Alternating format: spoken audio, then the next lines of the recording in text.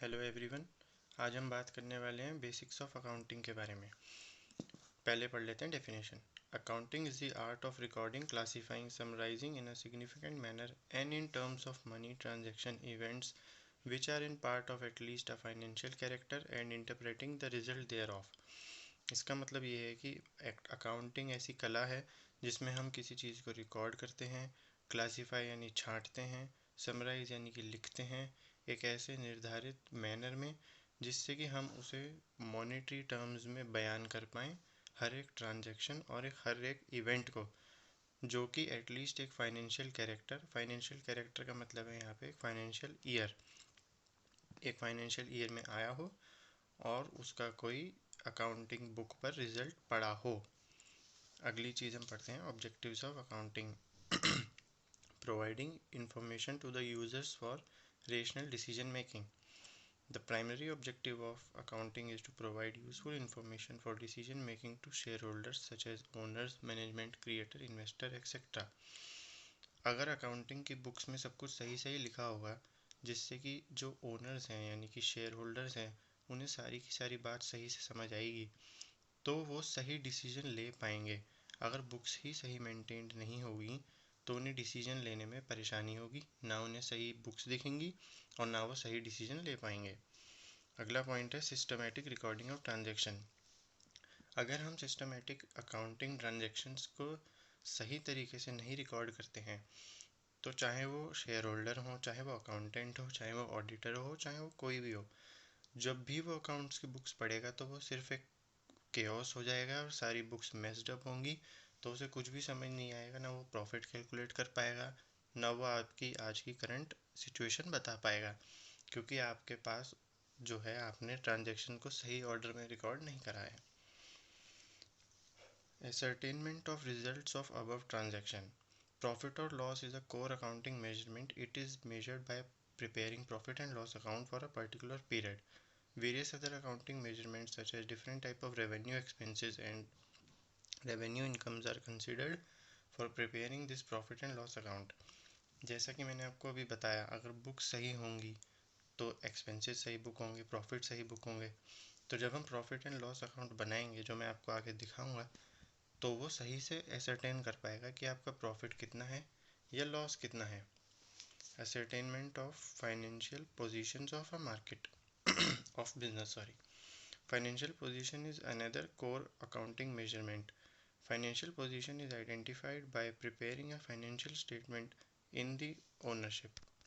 इस पूरे पैराग्राफ को पढ़ने से हमें ये पता चलता है कि अगर हम बुक्स को सही से मेंटेन करेंगे, प्रॉफिट एंड लॉस सही से निकालेंगे, अगर हमने सारी की सारी ट्रांजैक्शन ऑर्डर में करी हैं जैसा कि हमने इस पॉइंट में पढ़ा था, तो हमें फाइनेंशियल पोजीशन अपनी निकालने में हेल्प होगी कि हम एक साल बाद कितना प्रॉफिट कर पाए, कितना लॉस कर पाए, और आज की डेट पे हम किस पोजीशन पे हैं मार्केट में, क्या हमने जिस काम के लिए बिज़नेस शुरू करा था वो हम अचीव कर पाए या हमसे वो रह गया, और रह गया तो कितना रह गया, या अगर हमने अचीव कर लिया है तो जो सोचा था वही अचीव कराए या उससे ज़्यादा अचीव कराए।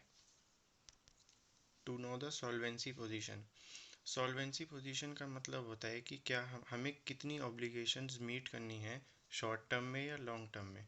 तो अगर हमारी बुक सही से मेंटेन्ड होंगी तो हम ये बता पाएंगे कि हमें कब कौन सी ऑब्लिगेशन पूरी करनी है, चाहे वो शॉर्ट रन में हो चाहे वो लॉन्ग रन में हो। Functions of accounting. The main function of accounting are as follows. Measurement. Accounting measures past performance on the basis of the business. Measurement. Accounting measures past performance of business entity and depicts it in current financial position. यानी कि अगर हम सही से accounting करते हैं तो accounting हमारी परफॉर्मेंस मेजर करता है जो पुरानी थी और अभी हम किस पोजीशन पर हैं मार्केट में वो बताता है। Forecasting. Accounting helps in forecasting future performance and financial position of the entire business. Forecasting एक ऐसी चीज़ है जो हमें फ्यूचर परफॉर्मेंस बताती है हमारी आज की परफॉर्मेंस देखते हुए, और हम आज की परफॉर्मेंस देख पाएंगे हमारी अकाउंटिंग की बुक से। थर्ड पॉइंट है decision making. Accounting provides relevant information to the users of accounts to aid rational decision making. यानी कि हम अपनी बुक्स में देख के बता सकते हैं कि अगर हमारा प्रॉफिट 50,000 है तो हमने कितना प्रॉफिट गेन किया और हमने कितना सोचा था, या हमारा लॉस अगर 10,000 है तो ये लॉस बहुत ज़्यादा है या बहुत कम, और हम इसको लॉस को कम कैसे कर सकते हैं और प्रॉफिट को बढ़ा कैसे सकते हैं। चौथी चीज़ है कंपैरिजन एंड इवैल्यूएशन। ये बहुत इंपॉर्टेंट पॉइंट है फ्रेंड्स, क्योंकि कंपैरिजन एंड इवैल्यूएशन आपको खुद से कम्पिटिट करने को कहता है।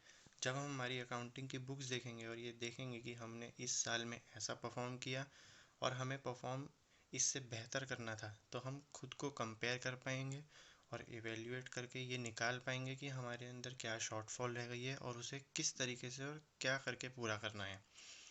फिफ्थ पॉइंट हमें इसी चीज़ के बारे में बताता है, यानी कि control. Controlling gives you accounting also identifies weakness of operational system and provides feedback regarding the effectiveness of measures adopted to check such weakness। यानी कि आपकी क्या क्या वीकनेस थी, अकाउंटिंग सिस्टम आपको ये बताएगा और आपको वो कंट्रोल करनी है और उसके हिसाब से आपको अपने आगे के प्लान बनाने हैं। Government regulation and taxation. Accounting जो है ये हमें एक इन्फॉर्मेशन देता है कि गवर्नमेंट ने कौन कौन से कंट्रोल लगा रखे हैं, चाहे वो टैक्स के हों, इनडायरेक्ट टैक्स के हों, अकाउंटिंग के हों या कंपनी लॉ के हों। अकाउंटिंग जो होती है यहाँ पे हमारे को 3 तरीके की डिफ़ाइन करी गई हैं, यानी कि फाइनेंशियल अकाउंटिंग, कॉस्ट अकाउंटिंग और मैनेजमेंट अकाउंटिंग। अगर हम इनका हिंदी में निकालें तो फाइनेंस यानी कि जो हमारा सालाना होगा, कॉस्ट यानी कि जो हमें पैसों से रिलेटेड होगा, और मैनेजमेंट यानी कि जो हम मैनेज करते हैं। और यही यहाँ पे लिखा है कि financial results for period and state of affairs on the last day, यानी कि ईयरली डाटा जो होगा वो फाइनेंशियल अकाउंटिंग में आएगा। ऐसे ही कॉस्ट अकाउंटिंग में वो डाटा आएगा जो हमारा mainly profit and efficiency maximisation से रिलेटेड होगा। मैनेजमेंट अकाउंटिंग में आएगा ऐसे डिसीजंस जो हमें प्लानिंग और मैनेजमेंट में हेल्प करते हैं।